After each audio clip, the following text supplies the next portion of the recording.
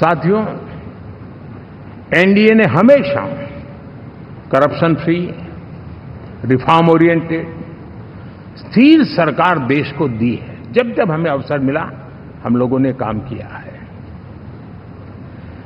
उसके सामने कांग्रेस नेतृत्व वाली यूपीए,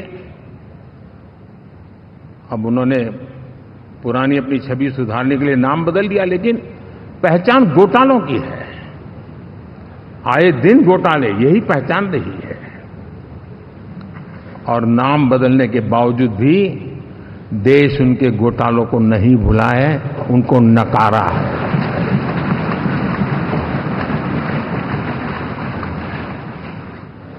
और मैं कह सकता हूं साथियों, इंडी अलायंस वालों ने एक व्यक्ति का अपोज करने के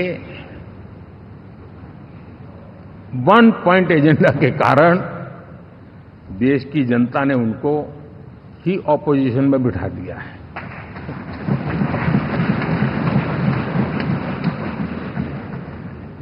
एनडीए विकसित भारत इस संकल्प को लेकर के चुनाव में गया था। देश के लिए सकारात्मक सोच को लेकर के गया था।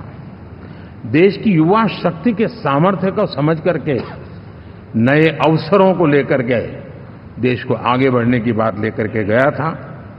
जबकि हमारे सामने जो लोग थे, वो भ्रम फैलाना, झूठ फैलाना, यही गुमराह करने वाले काम यही करते रहे थे। अब एनडीए और उनका देखें, इवन नामांकन में जाएंगे तो भी आपको देखेगा उनका चुनाव प्रचार, उनका नामांकन। हम लोगों का एक एक दृश्य देख लीजिए और उनका एक एक दृश्य देखिए, कितना बड़ा अंतर है। हर चीज में उनका कैरेक्टर दिखाई देता है।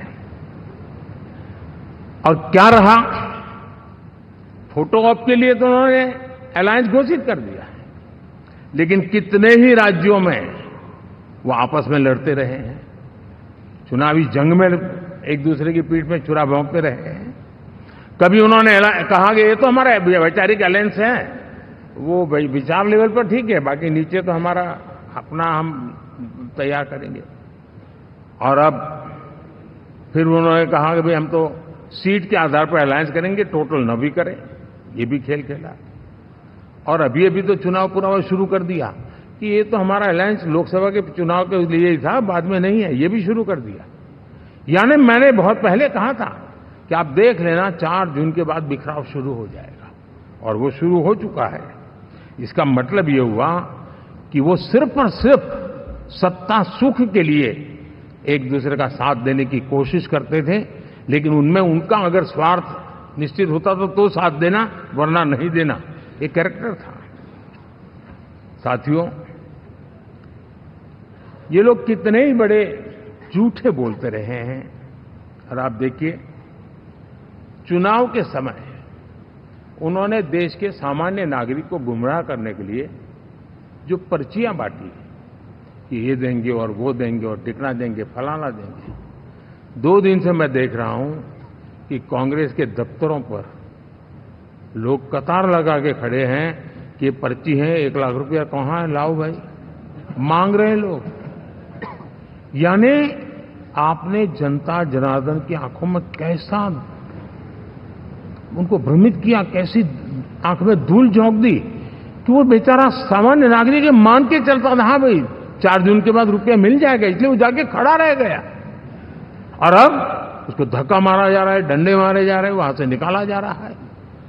अब इस प्रकार का चुनाव, ये अपने आप में देश के गरीबों का अपमान है, हमारे देश के सामान्य नागरिकों का अपमान है। और कभी भी देश ऐसी हरकतों को न भूलता है, न ही कभी माफ किए बिना माफ कभी करता है।